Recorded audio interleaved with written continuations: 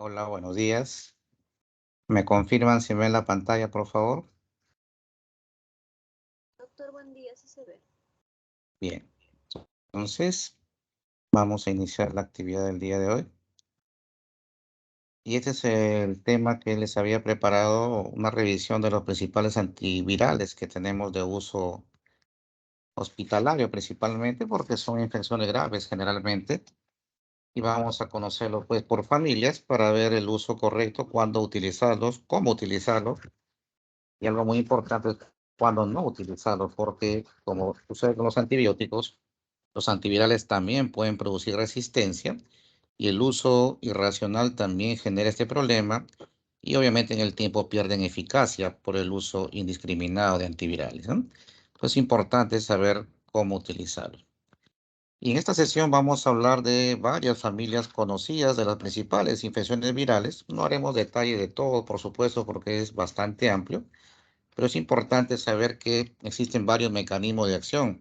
Incluso algunos de ellos, aunque no lo crean, su mecanismo de acción no está bien identificado aún.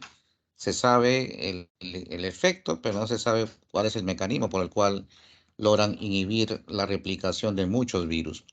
Y eso es importante también tenerlo en cuenta. Obviamente, la eficacia se ha demostrado en estudios y ensayos clínicos, pero también la mayoría de ellos tiene varios problemas de toxicidad y de ahí la importancia de saber utilizarlo correctamente en la dosis adecuada y por el tiempo necesario, porque muchos de ellos son altamente tóxicos y tenemos que usarlos en forma adecuada. Y aquí podemos ver, por ejemplo, un resumen de las principales familias de antivirales y cuáles son sus principales mecanismos de acción. La mayoría, por supuesto, actúan directamente en, digamos, en el ensamblaje del virus en las células huésped y entonces muchos de ellos evitan la unión del virus al huésped.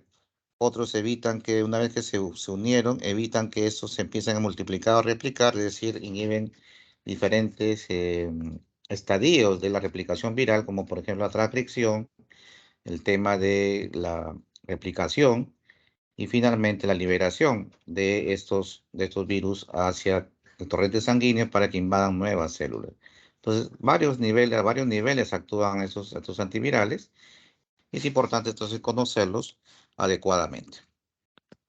Y acá, por ejemplo, vamos a hacer un resumen de la clasificación de los principales antivirales y tenemos el grupo de los análogos de nucleósidos. Aquí están aciclovir y su, digamos, droga que es una prodroga en realidad, que es el valaciclovir, que en el organismo se transforma en aciclovir, pero finalmente es lo mismo. El penciclovir, fanciclovir, ganciclovir, valganciclovir, que también es una prodroga por vía oral de ganciclovir, ribavirina y lamivudina, entre otros. Existen más, pero son los principales o los que usamos más frecuentemente en procesos virales. Los análogos de nucleótidos, tenemos acá cidofovir, adefovir y tenofovir, que vamos a ver que son usados ampliamente en varios procesos virales. Los análogos de los pirofosfatos, como el foscarnet, que está básicamente indicado para problemas de infecciones graves por citomegalovirus. Tenemos las aminas tricíclicas como amantadina y remantadina, que se usan para infecciones como influenza. Sin embargo, la alta resistencia actualmente que tenemos con estas drogas es que ya no se usan o ya no son de primera elección y entonces han pasado a ser reemplazados por los análogos del ácido ciálico como el zanamivir o celtamivir y recientemente aprobado el peramivir. Y también tenemos los interferones, que si bien es cierto, no tienen un efecto antiviral directo, lo que hacen su mecanismo es principalmente ser inmunomoduladores, estimulan la respuesta inmune y a través de ello generan pues un tema de ataque directo contra virus, pero induciendo nuestra propia inmunidad, no teniendo efecto antiviral directamente, como les he mencionado. Tenemos, por ejemplo, el interferón pegilado, alfa, beta y gamma, entre otros. Y entonces vamos a revisar algunos antivirales específicos frente a virus conocidos, por ejemplo, los virus de la familia herpes. Y aquí tenemos el más conocido, es el aciclovir, es un nucleósido sintético, análogo de la purina, que además está asociado con la guanina. Y además esta droga en realidad necesita una activación previa que requiere una fosforilación para ser derivado de la forma de trifosfato de aciclovir, que es la forma activa por la cual actúa esta droga. Y entonces esa es la importancia, porque si no hay esa activación, no va a ejercer el efecto directo que deseamos de, contra el tema del virus del herpes. Entonces es importante tener claro que tiene que tener esa fosforilación para poder tener el efecto deseado a nivel celular. Y acá podemos ver que esta antiviral tiene un efecto directo en la activación y replicación del virus, como repito, a nivel celular. Y este mecanismo de acción se basa principalmente a 3 niveles, por 3 mecanismos, principalmente por inhibición competitiva del ADN polimerasa del herpes virus. Además, actúa finalmente en la terminación de la cadena de ADN viral y también tiene una inhibición no competitiva del ADN polimerasa, es decir, a 3 niveles actúa o mecanismos actúa el trifosfato de aciclovir en los virus de la familia herpes, aunque no tiene eficacia contra toda la familia porque básicamente está hecho para el herpes tipo 1, 2 y 3 y parcialmente el herpes tipo 4, que es el de Epstein-Barr, no teniendo ningún beneficio frente al 5, que es el citomegalovirus. Algo de farmacología de esta droga es que su absorción oral es escasa, por eso que damos dosis altas por vía oral, y por vía intravenosa, por supuesto, damos menor dosificación porque también se evita el efecto de primer paso que ustedes ya conocen por sus conocimientos de farmacología. Es de metabolismo principalmente hepático y su excreción es renal, por lo que en pacientes con falla renal se tiene que hacer ajuste de dosis porque obviamente su tiempo de vida media aumenta cuando hay el proceso crónico de tipo renal. Su unión a proteínas plasmáticas también es baja, por lo que se distribuye ampliamente por todo el organismo. Entonces, a nivel, por ejemplo, del líquido cefalorraquídeo, la concentración es un 50% en la plasmática, de ahí que se usa muy bien en procesos de meningitis o encefalitis viral, se usa con mucha frecuencia porque se alcanza concentraciones importantes en líquido cefalorraquídeo con respecto a las plasmáticas. Tener cuidado porque la ciclovir sí pasa la barrera placentaria y se ha visto que en la leche materna alcanza una concentración 3 veces mayor que la plasmática, incluso, por lo tanto, tiene ciertas restricciones en el tema de gestación y lactancia. Sin embargo, si el riesgo-beneficio pues es mayor el beneficio que el riesgo, pues está indicado en algunas circunstancias el uso de este antiviral. También tiene una penetración intraocular buena, alcanza un tercio de la concentración plasmática y también se puede usar para infecciones oculares por los virus herpes 1, 2 y 3 y parcialmente el 4. Entonces es importante tener claro que es eficaz contra las infecciones primarias, pero su eficacia disminuye cuando hay recurrencia. Recordad que la infección por herpes es una infección incurable. El virus, una vez que ingresa al organismo, ya no se puede erradicar.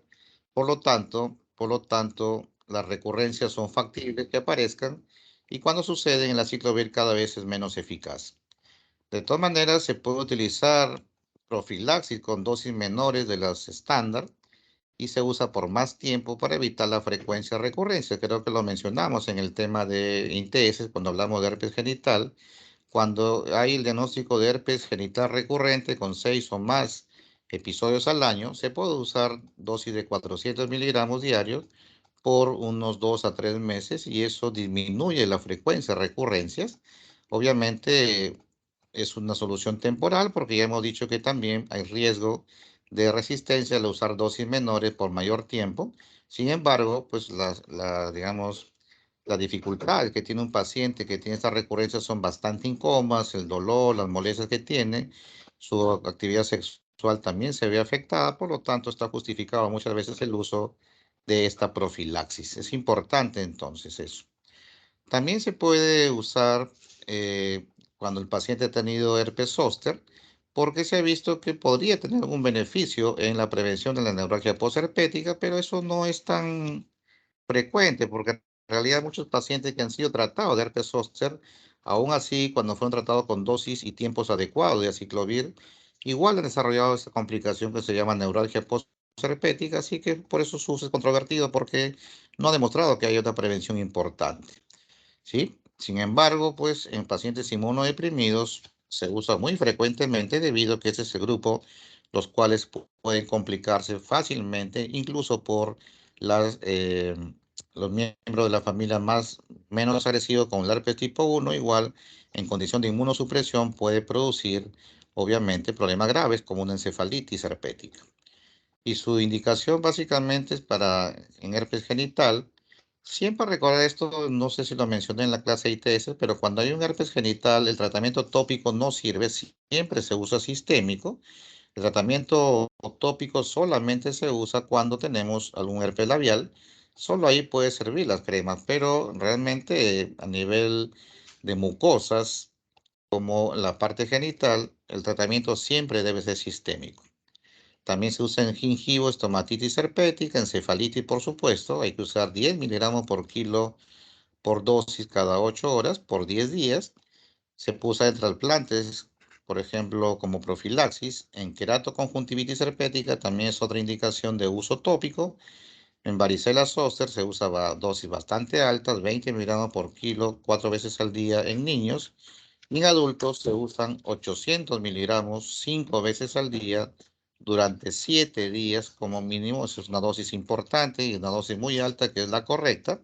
Ten cuidado porque a veces el paciente va con una receta con esta dosificación y en la farmacia le dicen que es una dosis muy alta y eso se lo dice ni siquiera un químico farmacéutico, sino que a veces atiende un técnico en farmacia y este le dice que es mucha dosis y eso ustedes tienen que especificar claramente que es la dosis correcta. Herpes zóster, 800 miligramos, 5 veces al día, durante 7 días es la dosis estándar. ¿De acuerdo? Es importante ese dato. Ahora, el aciclovir también hay que tener en cuenta que es más eficaz mientras más precoz lo usen. Si ustedes inician la medicación 24 o como máximo 48 horas después de que aparecen las lesiones, la eficacia es mayor. Si ustedes inician a partir del tercer día o más, generalmente la eficacia es menor, por lo tanto, el tiempo o el periodo de estado de la enfermedad se prolonga casi como si fuese un paciente sin tratamiento. Entonces es importante tener claro eso. También es beneficioso para neumonías y encefalitis y aquí sí debe usarse siempre por vía intravenoso. También es importante mencionar que no sirve para el herpes tipo 5 o citomalovirus, ni siquiera en profilaxis. Y para el 4, que es el Epstein-Barr, productor de la leucoplaquia vellosa, puede mejorar con aciclovir, aunque puede haber también algunas cepas resistentes. Por lo tanto, la indicación absoluta es para herpes tipo 1, 2 y 3. Y por supuesto que cepa resistente, por eso la importancia de evitar el uso excesivo, sobre todo en el tema de la profilaxis, cuando no es necesario o cuando no hay la definición de herpes genital recurrente, evitar la profilaxis. Y además porque también tenemos problemas serios como lo dije, con citomegalovirus. Este virus tipo 5, herpes tipo 5, es altamente resistente al aciclovir, ya que para ser inhibido requiere una concentración de 50 a 2000 veces la concentración que se usa para el herpes simple 1, 2 y 3, y por lo tanto, pues dar esas dosis excesivas sería una sobredosis que sería altamente tóxico para el ser humano. Por eso aciclovir no tiene ningún beneficio frente a citomegalovirus. Esto es muy importante tenerlo claro.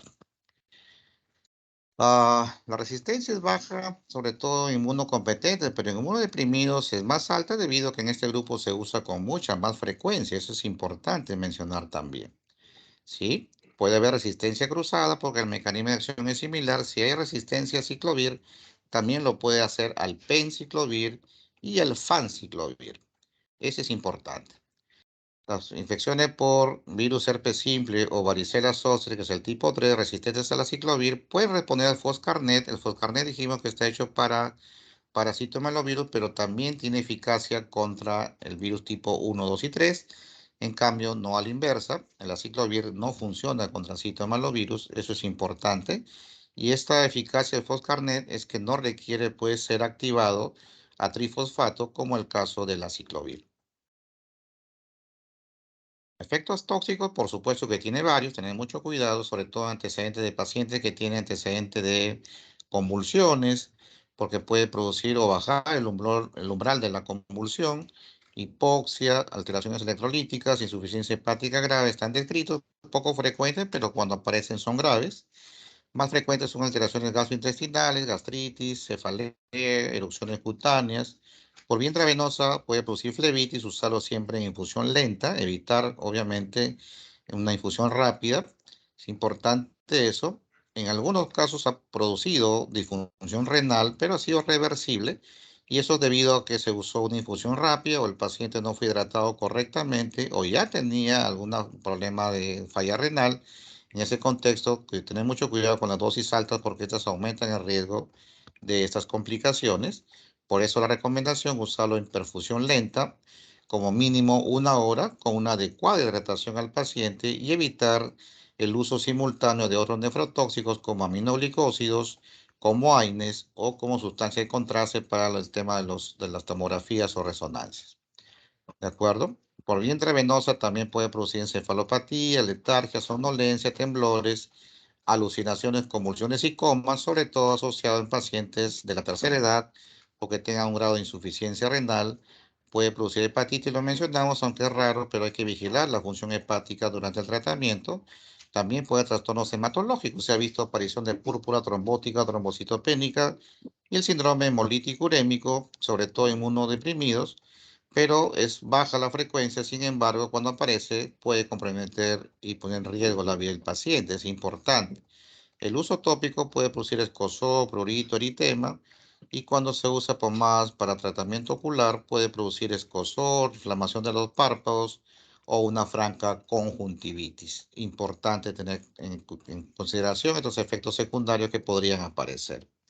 El penciclovir es un análogo a la ciclovir que se usa en crema justamente para el herpes labial o para la queratoconjuntivitis. Se puede usar solamente en ese caso.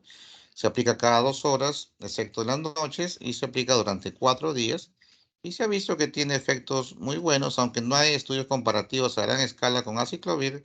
Se ha visto en los casos de casos sin control que ha habido, pues una eficacia importante del tratamiento tópico y solamente es indicación tópica.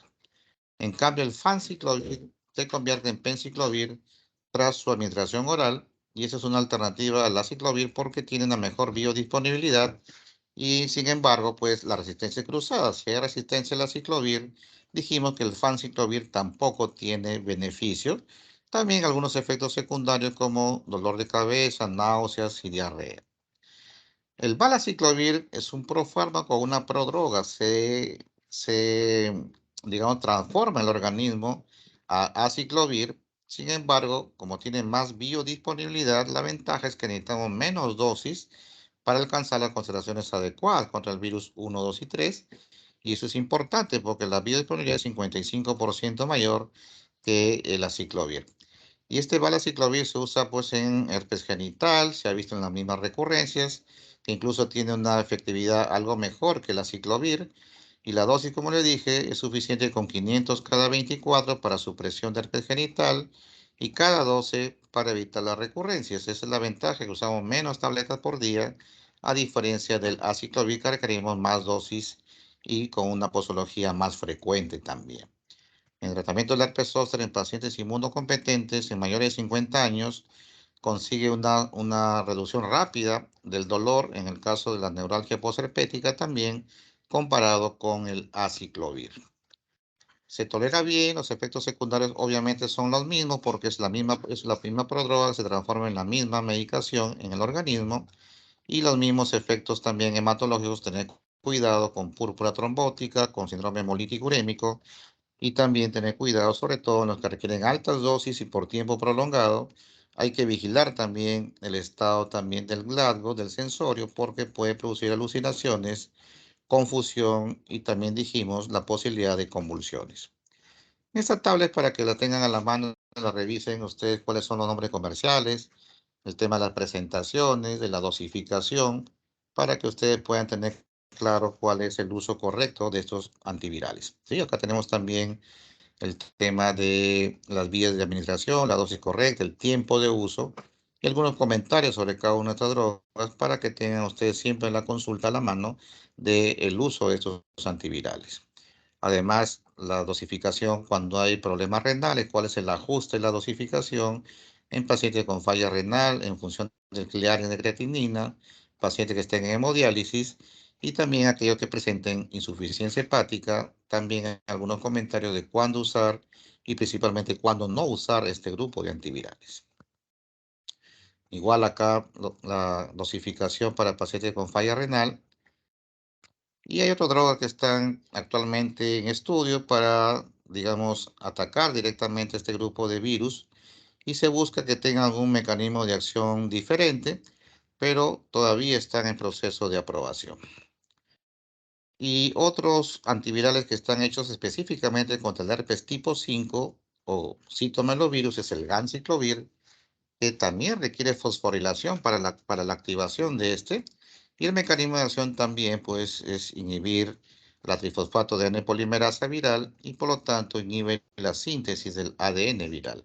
Esto es muy importante porque actúa básicamente en la replicación del virus. Y es importante porque el citomegalovirus es un virus que en el contexto de inmunosupresión puede producir infecciones muy graves que incluso pueden poner en riesgo la vida del paciente. Y su indicación es amplia, por ejemplo, en colioretinitis, el cual el paciente puede quedar ciego si no se trata oportunamente. Son infecciones graves del citomegalovirus, sobre todo inmunodeprimidos. También se puede utilizar como terapia de mantenimiento, incluso en profilaxis, retinitis. Y este ganciclovir pues tiene una muy buena biodisponibilidad de tal manera que cuando se usa intravenoso tiene una concentración muy alta, pero cuando hay una presentación oral que no está disponible en el país, el ganciclovir oral, este tiene baja biodisponibilidad y debe administrarse principalmente con alimentos. Por eso que como alternativa al ganciclovir tenemos por vía oral el valganciclovir, cuya biodisponibilidad es mucho mejor que el ganciclovir oral. Entonces dijimos que el ganciclovir es activo frente al herpes tipo 5 y también puede ser eficaz incluso contra el herpes 1, 2 y 3, pero dijimos no a la inversa. Los que son eficaces contra 1, 2 y 3 no tienen beneficio contra el herpes tipo 5. Metabolismo hepático y excreción renal también, como el caso anterior. Existen resistencias también demostradas de ganciclovir. Sin embargo, cuando hay resistencia de a ganciclovir, el foscarnet es la alternativa porque el mecanismo de acción no es similar y por lo tanto hacerse el cambio o rotación a la otra droga cuando existe presencia de resistencia, que es baja, pero ya hay demostración de esta presencia de resistencia a nivel mundial. Contraindicación absoluta en el embarazo, ganciclovir es mutagénico, por lo tanto, se debe utilizar anticoncepción cuando la paciente es una mujer en edad fértil que descartaron que esté gestando, se puede usar ganciclovir y se debe usar medidas efectivas de anticoncepción durante el uso de ganciclovir, incluso hasta 90 días después de terminar el tratamiento, justamente para prevenir problemas de teratogénesis. En niños, tener cuidado también se ha visto que puede aumentar el riesgo de carcinogenicidad, incluso de toxicidad gonadal. Debe evitarse su uso en pacientes con trasplante de médula ósea o trasplante renal, porque en ellos es más frecuente la púrpura trombótica y el síndrome hemolítico urémico, sobre todo con dosis altas, pero obviamente, pues viendo riesgo-beneficio, si el beneficio es mayor que el riesgo, se puede usar a pesar de la posibilidad de estas complicaciones.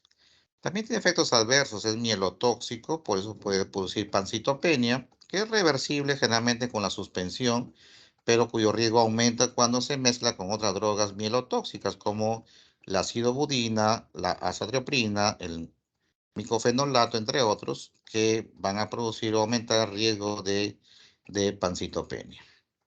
Entonces, importante porque puede aparecer esta pancitopenia en pacientes trasplantados durante la segunda semana de tratamiento. Y aquí se hace vigilancia con el recuento de neutrófilos. Si baja los neutrófilos a menos de 500 o las plaquetas a menos de 25.000, se debe suspender el medicamento y se reinicia hasta que los neutrófilos sobrepasen los 750 o las plaquetas pasen por encima de 50.000. En ese contexto se puede reiniciar el tratamiento. También se puede tener algún beneficio el uso de estimulantes de colonias de granulocitos cuando hay el uso simultáneo y digamos, no se desea que haya suspensión del tratamiento por la gravedad del cuadro. Se puede simultáneamente con factores estimulantes también para evitar la neutropenia.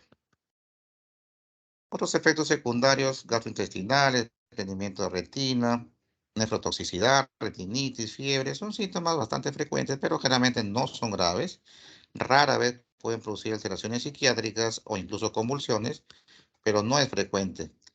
Y tenemos como alternativa al tratamiento parenteral, tenemos tratamiento oral con valganciclovir, que también es una prodroga que tiene una biodisponibilidad hasta 10 veces mayor que el intravenoso, por eso que con dosis menores puede ser suficiente por vía oral para tener concentraciones séricas similares a las que usamos o que las que obtenemos cuando usamos la droga por vía intravenosa. Es importante porque esas concentraciones son bastante buenas con respecto a las concentraciones séricas o del uso intravenoso. Por ejemplo, se puede usar en terapia de inducción de la retinitis por citomegalovirus. Damos la dosis de 900 miligramos cada 12 horas. Cada tableta viene de 450, por lo tanto son 2 tabletas cada 12 horas. En el tratamiento de inducción, y cuando el paciente está mejor, se pasa a la fase de consolidación o de profilaxis secundaria o mantenimiento, se baja a 2 tabletas diarias o 900 miligramos, ¿no? Siempre la dosis de inducción se da como mínimo 21 días. De acuerdo a la respuesta, ya se pasa a la dosis de mantenimiento. Es importante entonces que también debe ser administrado con alimentos para mejorar la absorción de este. El Foscarnet es otro medicamento que no requiere fosforilación, por lo tanto, las cepas resistentes a ganciclovir pueden ser sensibles al Foscarnet. Incluso se ha visto que en infecciones graves por citomegalovirus puede haber combinación de ambas. Se puede usar ganciclovir y Foscarnet simultáneamente y estos generan pues un efecto sinérgico frente a las cepas resistentes de citomegalovirus. Esta droga viene solamente en presentación parenteral porque tiene muy pobre absorción por vía oral y entonces vienen ampollas de 24 miligramos por mililitro que se usan sin diluir por vía central y diluido al 50% cuando usamos una vía periférica. Eso es muy importante. Foscarnet es nefrotóxico, por lo tanto, las dosis deben ajustarse cuando hay falla renal y durante el tratamiento puede aparecer resistencias también, que es raro, pero es importante vigilar la posibilidad de aparición de resistencia durante el tratamiento y está contraindicado también esta droga en embarazo y lactancia. Y en niños y pacientes con falla renal moderada o grave también hay restricciones con su uso, excepto que sea la única alternativa, se puede usar viendo el riesgo-beneficio del paciente. Efectos secundarios también, al ser nefrotóxico, puede haber falla renal hasta un 33% de los casos, aunque generalmente es reversible. Y es importante eso, aunque algunos pacientes ha sido necesario utilizar hemodiálisis, pero es importante saber que es poco frecuente, pero hay que vigilar la función renal en forma seriada durante el tratamiento con Foscarnet y se recomienda cada 48 horas control de urea y creatinina para ver y vigilar estos posibilidades, la aparición de estos efectos adversos. Otros efectos menos frecuentes, náuseas, vómitos, anemia, úlceras genitales, hipocalemia, hiperfosfatemia, hipomagnesemia también puede aparecer. La hipocalcemia grave puede estar asociado, aumentar su riesgo cuando está asociado al uso con pentamidina. Y el Foscarnet también puede tener efecto mielotóxico cuando se da junto con sidobudina, aunque esa droga ya casi la usamos muy poco como tratamiento antirretroviral. Otra droga contra citomegalovirus es el sidofovir, que es un análogo nucleósido sistémico que también requiere fosforilación y también inhibe el ADN polimerasa viral, un mecanismo de acción similar, pero la ventaja es que Sidofovir tiene un espectro mayor, no solamente contra herpes, sino también tiene efectos contra adenovirus, papilomavirus, incluso poxvirus. Y eso es importante porque también puede tener efecto contra viruela. Ojo que no ha sido aprobado su uso por FDA contra la viruela del mono, pero eventualmente si hubiese un caso grave, podría utilizarse bajo vigilancia médica estricta el Sidofovir. También tiene efecto contra otros poxvirus como el molusco contagioso, entre otros. Y frente al herpes, ya hemos dicho que la única indicación es contra citomegalovirus debido a que este da unas infecciones graves y Sidofovir además tiene varios efectos secundarios. Por lo tanto, su uso básicamente está aprobado para citomegalovirus, puesto que su uso es muy riesgoso para infecciones más leves como herpes tipo 1, 2 o 3. Importante, muy importante eso. Una buena biodisponibilidad oral también se puede una baja vía perioral, por eso es que viene solamente en presentación intravenosa, no viene por vía oral en tabletas. Su excreción es renal y su secreción es tubular. Tiempo vida media también es aproximadamente 2 horas. Y en cambio, cuando está dentro de la célula, su semivida intracelular puede llegar hasta 65 horas. Y esa es una gran ventaja cuando queremos tratar a estos virus que son básicamente intracelulares. Y sus efectos adversos también son varios, algunos efectos oftalmológicos, puede producir neutropenia, hasta un 20% de los casos. También ha demostrado carcinogenicidad y embriotoxicidad en animales, por lo que su uso en el embarazo debe restringirse, a no ser que haya una indicación absoluta y esté en el tercer trimestre, podría utilizarse solo en ese caso. Pero en el caso de que estemos en primer trimestre, pues, o que la mujer, la paciente digamos, está contraindicado el embarazo de primer y segundo trimestre, y si no está gestando, hay que usar métodos anticonceptivos hasta un mes después de haber terminado el tratamiento. Incluso los varones también deben evitar fecundar a una mujer, incluso hasta 3 meses después del tratamiento, porque también se ha visto que puede haber teratogenicidad a nivel del espermatozoide, y por lo tanto, también incluso se ha visto que puede producir infertilidad masculina. En casos raros, se ha descrito también esta complicación. Es nefrotóxico, neutropenia, acidosis metabólica, importante tener cuidado eso. Con el sidofovir debe manejarse una adecuada hidratación al paciente previo al tratamiento. Se sugiere 1 litro de solución salina 1 o 2 horas antes del sidofovir, justamente para prevenir esta nefrotoxicidad que se ha descrito en varios pacientes. También hay que evitar el uso de otras drogas nefrotóxicas durante el uso, como aminoglicósidos, AINES o sustancias de contraste, como ya les había mencionado en otros casos. Náuseas, vómitos, fiebre puede producir problemas cutáneos, alopecia. Está descrito, aunque son extremadamente raros, es importante vigilar esas posibilidades. El Fomivirsen es un también antiviral que está indicado para citomegalovirus y es un medicamento altamente específico contra este virus en especial, y hasta la fecha no se ha documentado resistencias in vivo contra este medicamento. Se usa básicamente para retinitis por citomegalovirus porque su aplicación es por vía intravítrea, y sobre todo en pacientes con VIH en estadio SIDA que no han respondido a otras drogas, se puede usar en estas circunstancias de aplicación intravítrea diario durante 7 a 10 días. Pero se recomienda no utilizarlo en pacientes que ya recibieron sidofovir entre las 2 a 4 semanas previas. Tiene efectos secundarios como uveitis, vitreitis, incluso puede producir glaucoma y alteraciones visuales que pueden estar asociadas al uso de esta droga.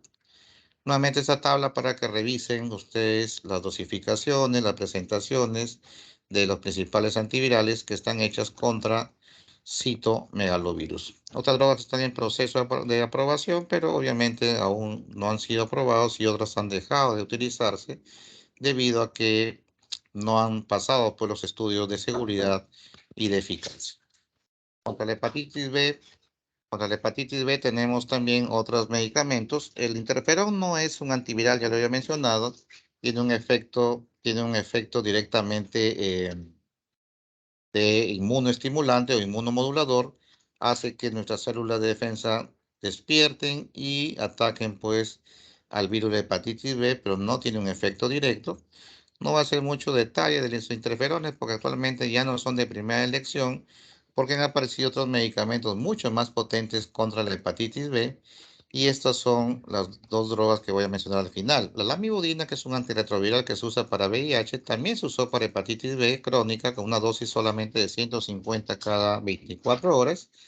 Sin embargo, la desventaja de esta droga es que tiene lo que sea una baja barrera genética, rápidamente esa resistencia, por lo tanto ya no es de primera elección.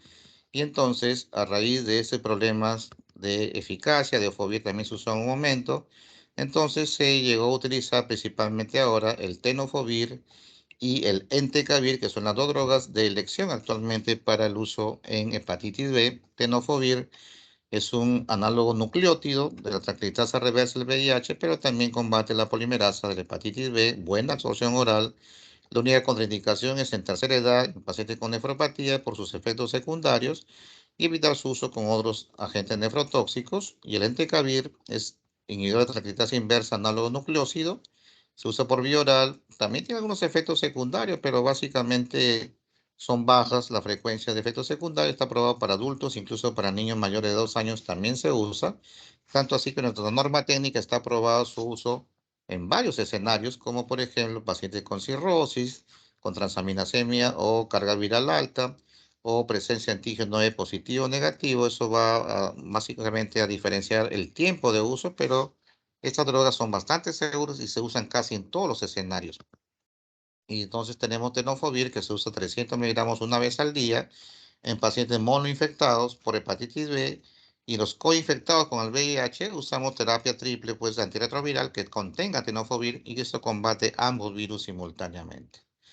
Los que son monoinfectados pueden usar entecavir, la dosis 0.5 miligramos una vez al día, o se usa la dosis doble cuando el paciente ya ha sido tratado con algún otro tipo de droga como la mibudina, o cuando tiene una hepatopatía descompensada. Si está con cirrosis compensada, se puede utilizar la dosis doble de 1 miligramo de entecavir.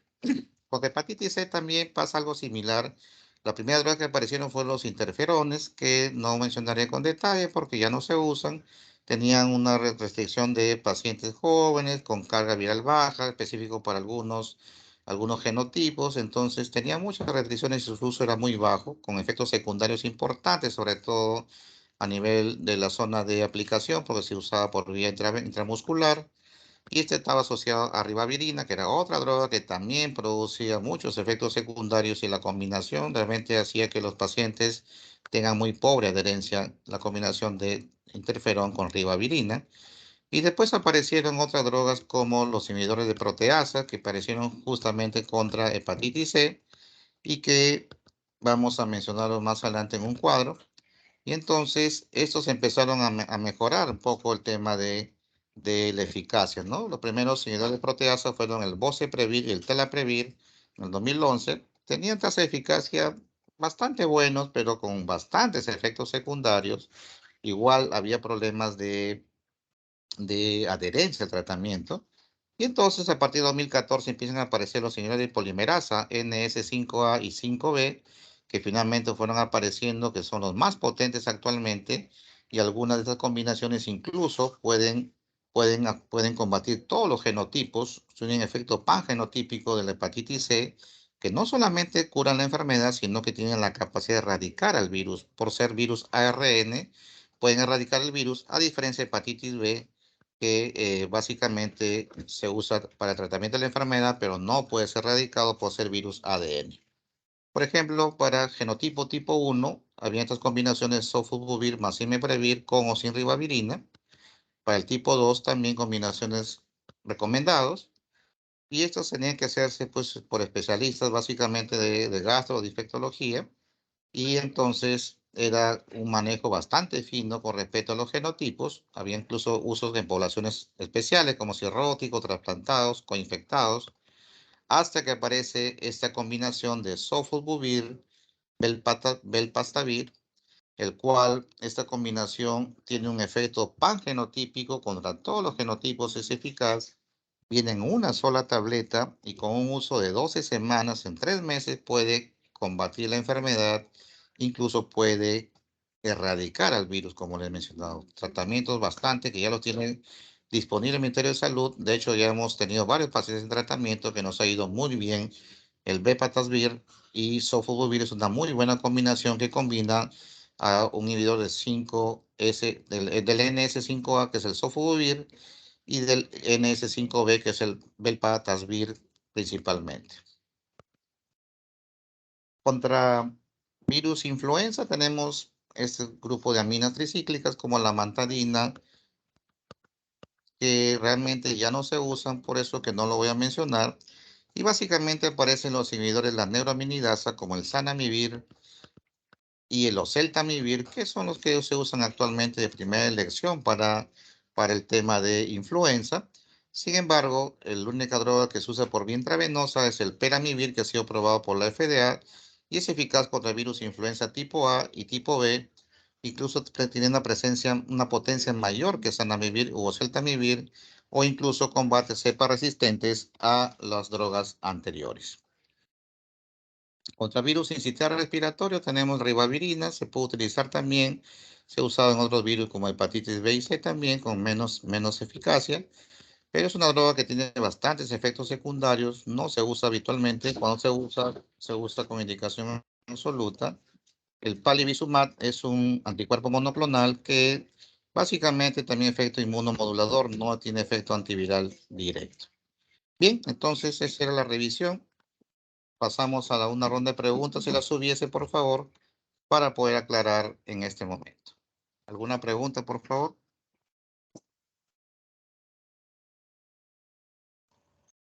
Doctor, una pregunta. En caso de pacientes por citomegalovirus que quieren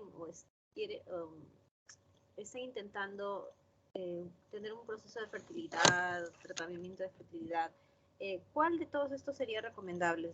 Porque mencioné el ganciclovir, el foscarnet y el idofovir.